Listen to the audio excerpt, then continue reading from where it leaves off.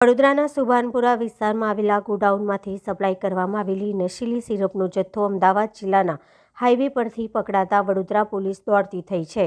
અમદાવાદ ગ્રામ્ય એસઓજીને નશીલી સિરપના સપ્લાય અંગે માહિતી મળતા ગઈ રાત્રે વટામણ ચોકડી પાસે વોચ રાખી હતી। પોલીસે વડોદરા પાર્સિંગની એક રિક્ષાને આંતરીને તપાસ કરતા અંદરથી 5 બોક્સ મળી આવ્યા હતા। અમદાવાદ પોલીસે તપાસ કરતા બોક્સમાં ટ્રિપોલિડાઇન નામની કફ સિરપ મળી આવી હતી, જેમાં કોડેઇન ફોસ્ફેટ નામનું નશાકારક તત્વ હોવાથી પોલીસે આ જથ્થો કબજે લીધો હતો।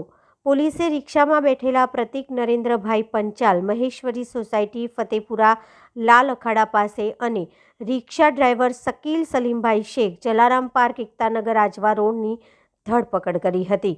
પોલીસની પૂછપરછ દરમિયાન સિરપની બોટલ વડોદરાના સુભાનપુરામાં આનંદવન કોમ્પ્લેક્સ ખાતે ઉર્તુંગ બિલ્ડિંગના ગોડાઉનમાં રાજુ નામના શખ્સે આપી હોવાની વિગતો ખુલતા પોલીસે રાજુને વોન્ટેડ જાહેર કર્યો। તો બીજી તરફ વડોદરાના નશાકારક સિરપનું ગોડાઉન હોવાથી માહિતી મળતા વડોદરા પોલીસ દોડતી થઈ હતી।